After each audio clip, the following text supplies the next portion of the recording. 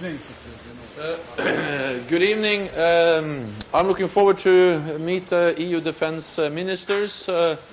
My participation as Secretary General of NATO in the EU defense ministerial meetings reflect the close cooperation between EU and NATO, and that's something I welcome, not least because we all face challenges which are so difficult and so great that no one institution, organization alone can deal with them. We have to work together.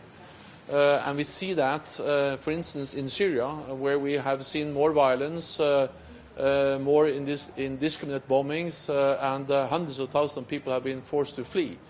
We also see it on the border between Greece and Turkey. It reminds us of that the migrant and refugee crisis are common challenges, and they require common solutions. And I'm in regular contact with the leadership in the European Union, but also with the political leadership in Greece and Turkey, because this is a situation that affects us all. I will also discuss with the EU defense ministers the ongoing efforts to find a peaceful, negotiated solution to the crisis and the conflict in Afghanistan. On Saturday, a peace agreement was signed. We know that the way forward will be hard and difficult, but we have to continue to work for a peaceful, negotiated solution in Afghanistan. And Taliban has to honor their commitments under the deal. We need to see reduction in violence, and we need to make sure that we make progress towards a peaceful, negotiated solution. Any prospects for a safe zone in Syria, Secretary General? Well, NATO is not present on the ground in Syria, but I welcome all efforts to try to find a common agreed solution to address the horrendous violence, the very difficult situation we see in Syria, including the significant increase in refugees, people that are forced to flee their homes. So I expect many issues and many proposals to be discussed during the meeting now, and the main issue is that we need common responses to common challenges like the situation in Syria. We want some concrete help from NATO. What could that be? Could that be the Patriot batteries that they want, or something else? Maybe just a symbolic gesture in the help from NATO?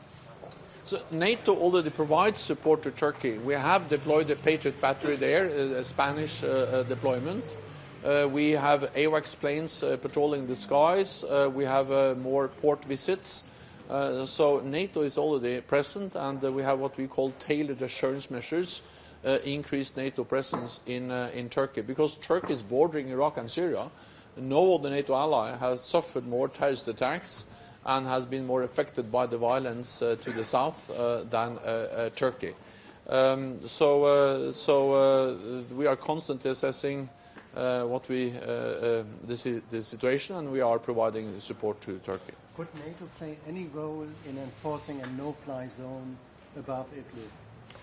I think it is very dangerous not to speculate too much, because what we need first and foremost is an agreed solution, is a political platform to move forward, and therefore we need political commitments. If I start to speculate, I think I can only add to uncertainty and create more uncertainty, which is not what we need. So there has been no call for that so far, and therefore I will not speculate. Last question, please. Okay. Thank you so much. Thank you.